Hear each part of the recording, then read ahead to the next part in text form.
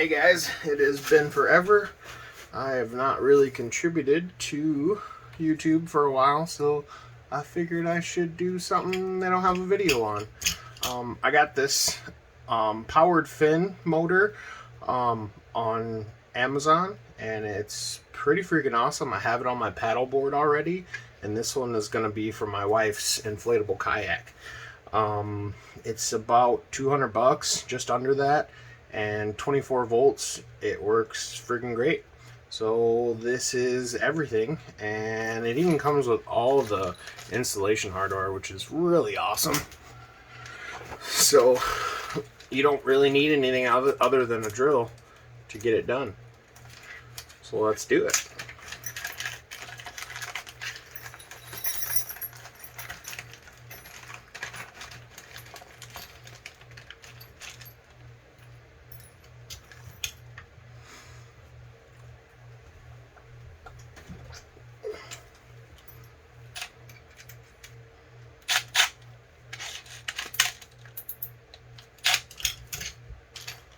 And it even comes with a drill, a chuck, but yeah, have fun with that. And it's remote control, which is freaking awesome. High, medium, and low. It doesn't have reverse, which would be awesome, but maybe in a different model they'll come up with that.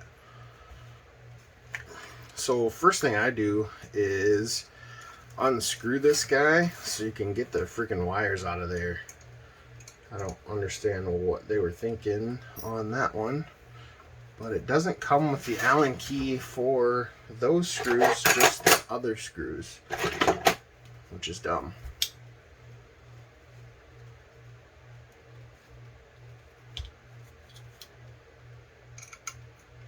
It is a number 3. And then you need needle nose to hold the other side.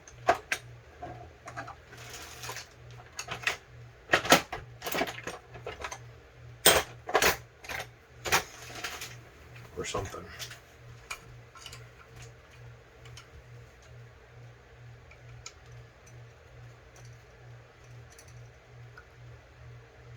This one you don't have to loosen all the way. Just get it loose, and the other side you take off, and then it can slide off that one. Less stuff to worry about in a tight space.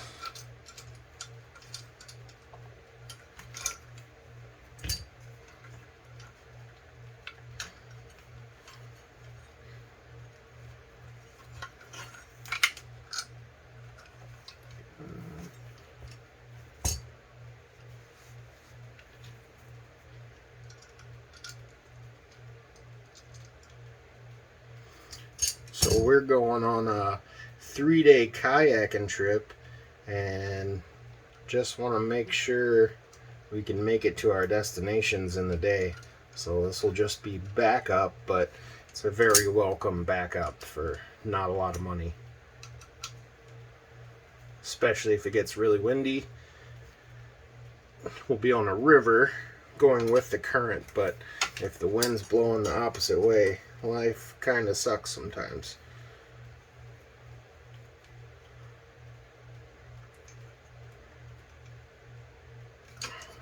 Alright.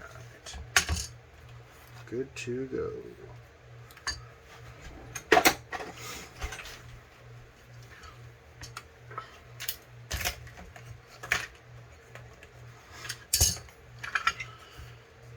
So orientation kind of matters.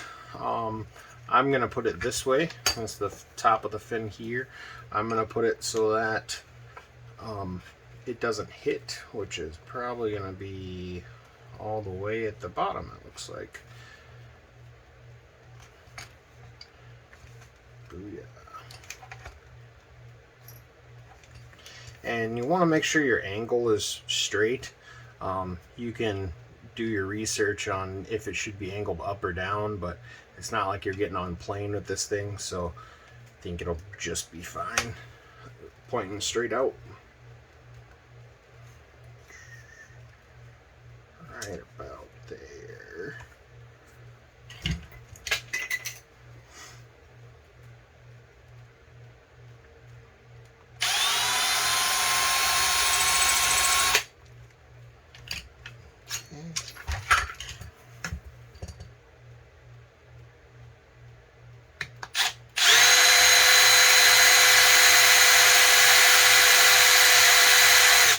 definitely not the best drill bit.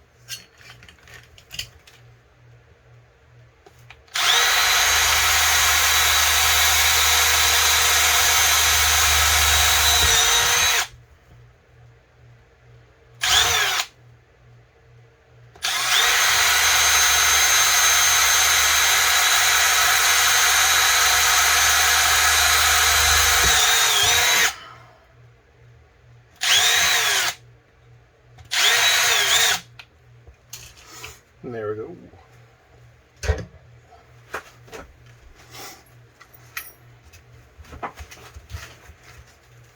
Clean up your burrs. Open up this guy. Hope those screws are long enough. My fin was a bit thinner on my paddleboard. Ooh. That ain't gonna work. So if your fin is very thick, you're gonna have to get different screws and bolts. I will find them now. Alright, luckily I found some. If you want to reuse the lock nuts that they have here, it's a 636 or something equivalent to that. So like a 632 is like a normal hinge or a knob and pull for cabinets, but this is a finer thread, so I think it's a 636. So let's continue.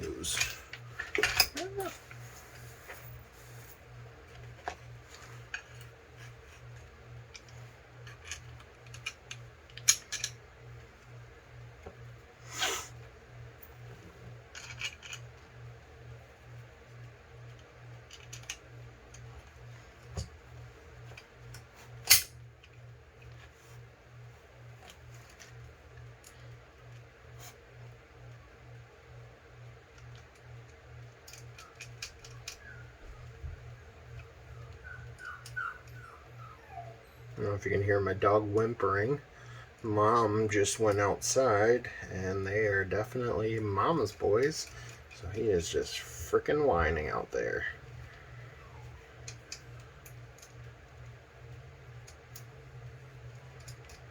And yeah, these are a bit long. I'm gonna have to cut these off after.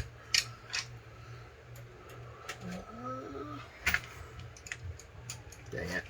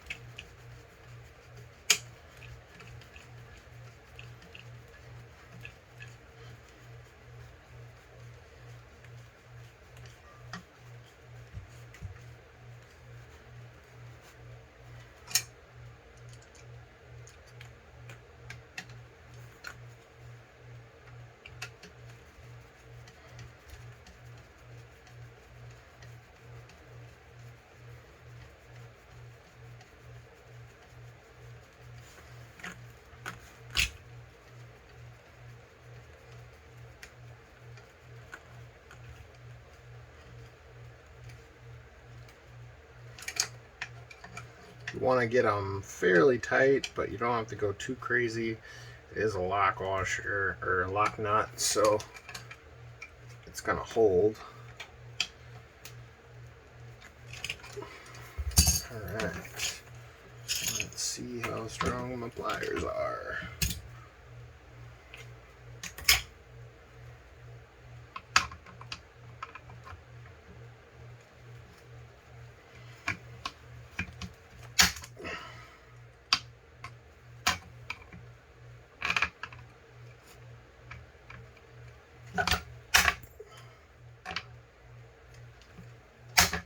And you definitely want to cut them after and not before, unless you have a proper way to cut them.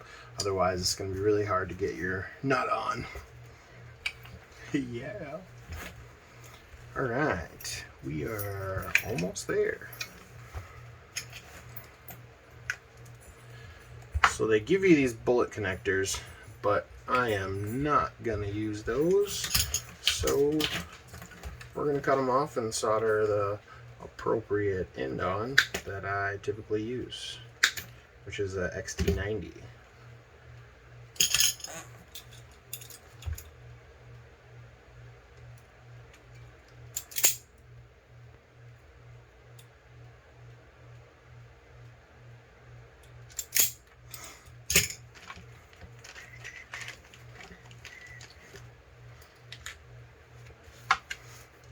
If you use these, just remember to put the cover on the wires first. A couple times I started soldering it onto the connector and I'm like, oh yeah, that sucks. All that hard work for nothing. And then I'm going to use some heat shrink as well to make it extra pretty. Can we get the smaller one? Oh yeah.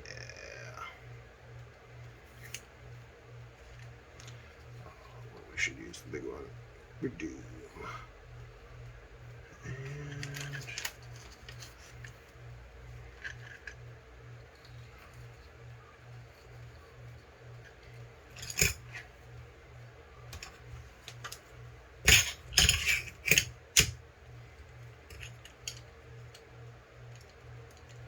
so handy to have an extra hand.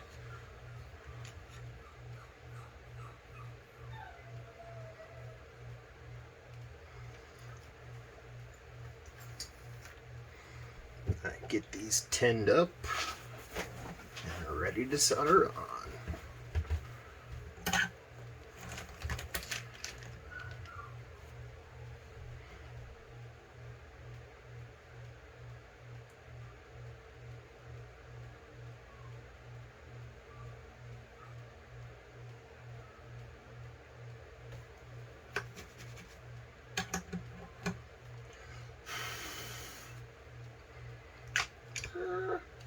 Trying to burn myself.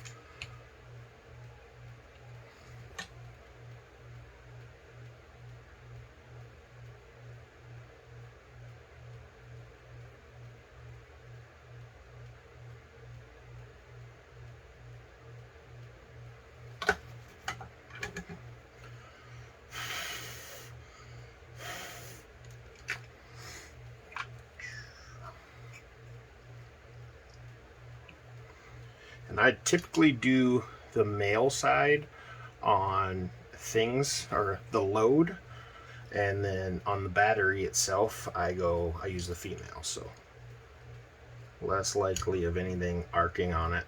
So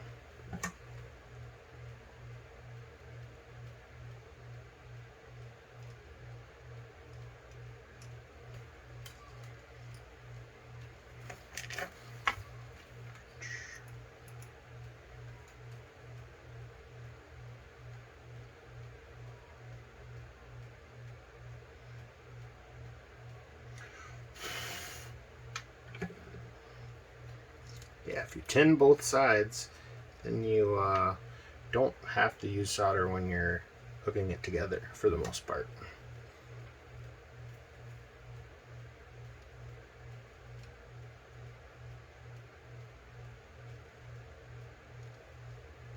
I'm just using a rosin core solder, Has flux in it already. Makes life so much easier.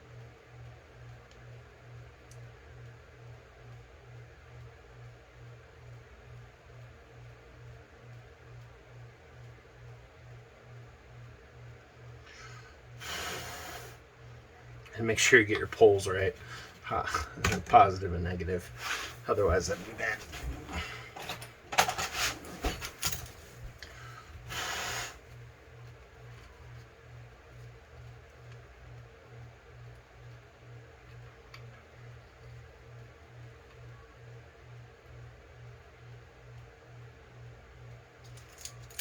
Handy dandy torch.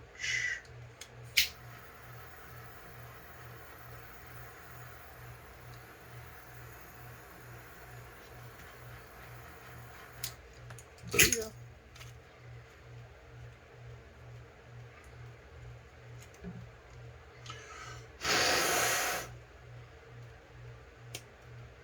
Bam. XT90.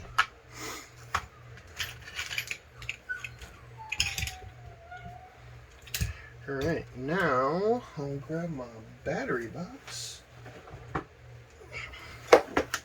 that I built. It's currently balancing right now.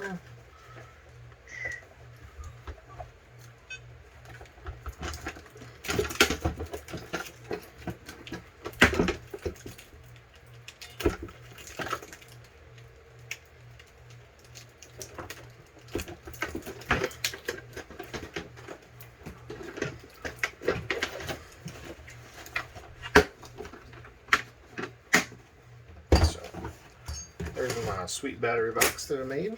24 volts. I think I tested it last time and I think it works on 12 volts, but you're not going to get as much power. Alright. Plug this guy in, then you'll hear it beep.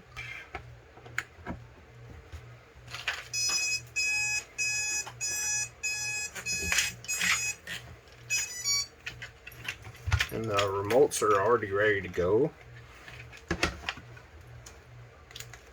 Hit forward. Low. Medium. High. And you can go back down to medium and low and up. They freaking work too. So these pull, I think it's around 2 amps at 24 volts on low, and then it goes to 7 or so on medium, and then high is like 11. I think I'll put some pictures in because I don't quite remember when I used it on my paddleboard. But yeah, it got me up to 4 miles an hour on my paddleboard, fully loaded with all my fishing gear and stuff. So, well, that is that. I'll get some footage of me on my paddleboard. I might have a little bit of her kayak working, and we'll see you later, guys. Thanks for watching. Hope this helps some people that want to purchase this kit. It's kind of the best kit that I've found on Amazon, so, and cheapest. So, thanks.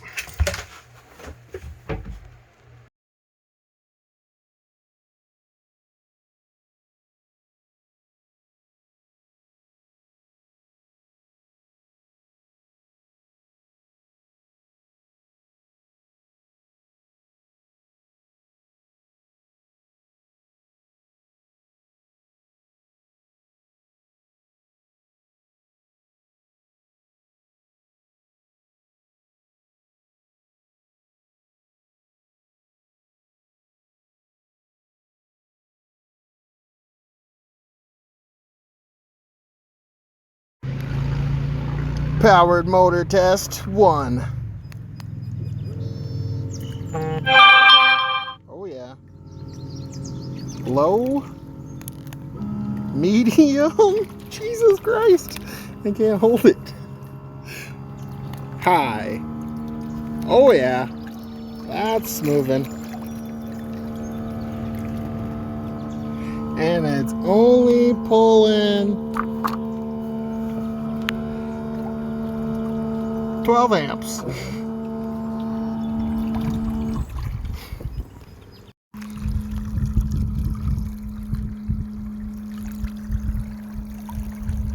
We're moving.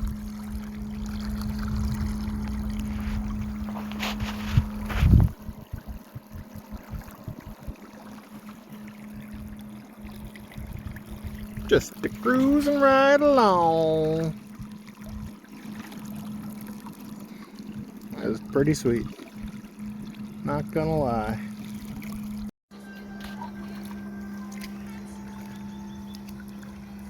It scoots. It scoots real nice. But pretty sure I can keep up with her. Just with the paddles. Let's do this thing.